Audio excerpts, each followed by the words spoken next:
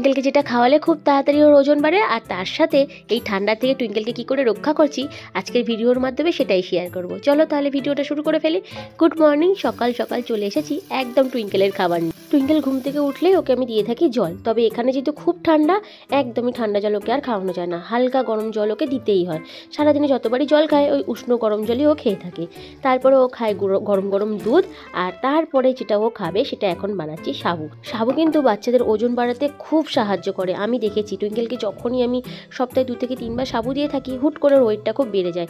সেই ভয়ে আমি ওকে সবসময় সাবু দেওয়ার কথা ভাবি। সবাই বলে সাবু খেলে নাকি ঠান্ডা লেগে যায়, কিন্তু সেই রকম আমি কিছু লক্ষ্য করিনি। তাও ওকে আমি সপ্তাহে 1 দিন করে এখন সাবু দিয়ে থাকি, যেহেতু টুইঙ্কেল সাবুটা খেতে খুব পছন্দ করে। আর এখানে ওকে দিচ্ছি একটা ডিম।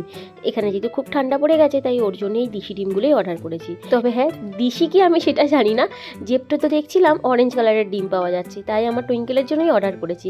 ডিমটা আমি ওকে রোজ দিই, বেশিরভাগ দিন সিদ্ধ আর বাদ বাকি দিন নানা রকম রেসিপি করে। যাই হোক, সাবুটা খেতে ও খুব পছন্দ করে, তবে এর মধ্যে মাঝে মধ্যে আমি কলা দিয়েও খাওয়াই। আর এখন সপ্তাহে আমি রোজ 2টো করে কলা খাওয়াচ্ছি। রোজ কলা ওর ডায়েটে আমি রাখিনি, কারণ কলা খেলে বলে ঠান্ডা লাগে। আমি নিজেও দেখেছি কলাটা খেলে না আমার গলাটা কেরকম খুসখুস করে, সেই হিসাবে আমি ওকে এখন কলাটা দিচ্ছি না। আর ও অতটা পছন্দ করছে না কলাটা খেতে, জানি না কেন। তবে হ্যাঁ, শীত পড়েছে বলে বাচ্চারা যে ফল খাবে না সেই ভাবনাটা কিন্তু একদম ভুল। বাচ্চাদেরকে ফল অবশ্যই খাওয়ানো উচিত, এতে অনেক আয়রন পাওয়া যায় আর অনেক রোগ থেকে ওরা নিজেদেরকে রক্ষা করতে পারে। আর এটা আমি যেটা তোমাদের সাথে শেয়ার করছি সেটা হলো আদার রস। প্রথমে দেখতেই পেলে আদাটাকে আমি গ্রেট করে নিয়েছি। এবারে রস বার করে নিয়ে একটু হালকা জাস্ট গরম করে নিলাম, 1-2 সেকেন্ডের মতন রেখে গরম করে নিয়েছি। এবার এর মধ্যে দিচ্ছি অল্প একটু গোলমরিচের গুঁড়ো আর দেবো মধু। এটা খাওয়ালে না 2 থেকে 3 মিনিটের মধ্যেই পুরো কেশে ভেতরে যে কপটা থাকে সেটা সঙ্গে সঙ্গে বেরিয়ে আসে। এটা খেতে খুবই খারাপ, তাই মধুটা আমি একটু বেশি পরিমাণে দিচ্ছি।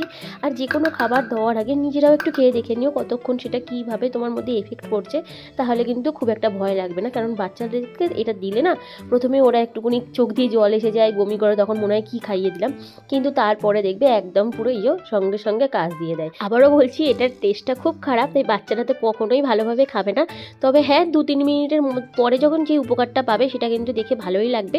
তবে মা হিসেবে আগে আরেকবার খেয়ে তারপরে বাচ্চাকে খাইও। আমি তো আমার টুইঙ্কেলকে খাওয়াই, ও প্রথমে একটুখানি ওয়াক করে, তারপরে কিন্তু পুরো ঠিক হয়ে যায়। আর টুইঙ্কেলকে দেখে বুঝতেই পারছো ঠান্ডা লাগা সেই রকমভাবে নেই একদমই। এই ছোটোখাটো টিপসগুলো দিয়ে কিন্তু বাচ্চাদের অল্প সর্দি কাশি থাকলে বেশ ভালোই তাড়াতাড়ি সুস্থ করা যায়। তবে বেশি বাড়াবাড়ি হয়ে গেলে অবশ্যই ডক্টরের কাছে যাওয়া উচিত, তখন কিন্তু ঘরের ট্রিটমেন্ট কাজে দেয় না। মাম্মাম কি কেন পরিয়েছি সক্স? হ্যাঁ, ঠান্ডা লেগে যাবে তো ওই জন্য পরিয়েছি। ও চুল ছিল একটা, আচ্ছা সরি, দেখতে পাইনি। ঠিক আছে, এবারে ডাপে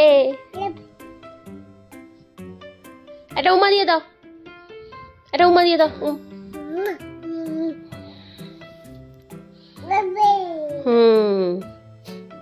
চলো তারপর তুমি, এবার আমি বাকি কাজ করে নিই। হ্যাঁ, ঘুম থেকে উঠে গরম জল খেয়েছে, তারপরে আদার রস খেয়েছে, তারপরে ওকে পুরো পরিষ্কার পরিচ্ছন্ন করে দিয়েছি। এবার ও সকালের খাবার পালা, প্রায় 9টা থেকে 9:30টার মধ্যে সাবুর পায়েসটা খাওয়াচ্ছি।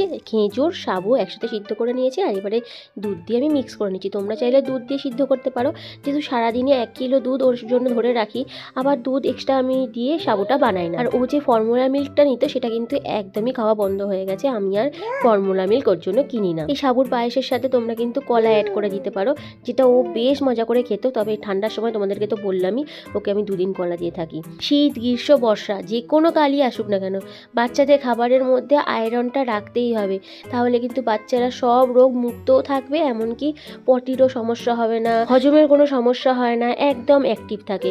আমি আমার টুইঙ্কেলকে কিন্তু এই আয়রন জাতীয় খাবারের কোনো কিছুতেই কম রাখি না। একে শীতকাল, বাচ্চাদেরকে বেশিক্ষণ ধরে স্নান করানোও যায় না, এমনি উষ্ণ গরম জলে ওরা স্নান করছে, তারপরে জামা কাপড় প্রচুর পরে রয়েছে, কম্বলের ভেতরে থাকছে। গরমকালে ওকে যতটা ফল খাওয়াই সেইভাবে ফলটাও খাচ্ছে না, সেই জন্য সারাদিনও যা যা খাচ্ছে তার মধ্যে যেন আয়রনের পরিমাণটা বেশি থাকে সেই দিকেই লক্ষ্য রাখি। কারণ একটা বাচ্চা রোগমুক্ত, সুস্থ সবল আর অ্যাক্টিভ রাখতে গেলে আয়রন জাতীয় খাবার রাখতেই হবে বাচ্চার ডায়েটে। ওপরে যাবে, এদিক দিয়ে ওপরে যাওয়া যায়? হ্যাঁ, এটা পা আটকে দিয়েছে, বলো না, এরকম বাচ্চা নিয়ে সংসার হয়? 9:30টার দিকে তো সাবুর পায়েস দিয়েছিলাম, সেটা খেতে খেতে উনি একটু ঘুমিয়ে পড়েছিলেন, তবে আধ ঘন্টা। 10টার সময় উঠে গেছে আর এখন বিরক্ত করে বেড়াচ্ছে।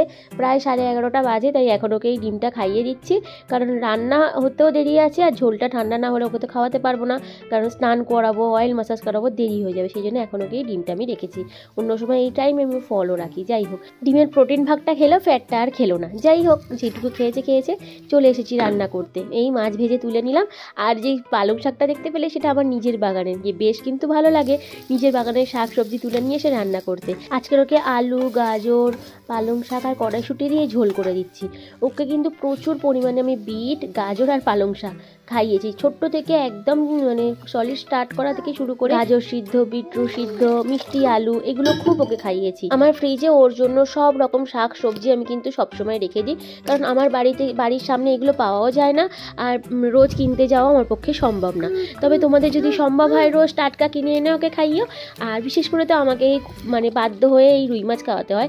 যদি দিশি মাছ ওখানে পাওয়া যায় তো তোমরা বাচ্চাদের জন্য অবশ্যই দিশি মাছ খাইও। আমি তো যেহেতু এখানে পাই না, তাই আমি দিতেও পারি না। যাই হোক, এবারে রাতের জন্য না আমি রাজমা আর যে তরকার ডাল হয় সেটা ভেজাচ্ছি। ওকে না এটা আমি পেস্ট করে আলু দিয়ে একটা টিক্কি মতন করে দিই বিকেলের টাইমে, সেই জন্যই ভিজিয়ে রাখছি। দেখো, আমরা হচ্ছে কি মায়েরা বাচ্চাদের খাবারের কথা ভাবি কি খেতে দেবো না দেবো। এবারে বাচ্চারা কিন্তু জানে না কি কি খাবার এই পৃথিবীতে ঘুরে বেড়াচ্ছে, তাই কোনটা ভালো কোনটা মন্দ সেই খাবারগুলোকে খুঁজে নিয়ে এসে বাচ্চাদের সামনে প্রেজেন্ট করাটা আমাদের মায়েদের কাজ, আর সেটাই আমি সবসময় চেষ্টা করছি টুইঙ্কেলের সামনে ধরে দেওয়ার জন্য। ভালো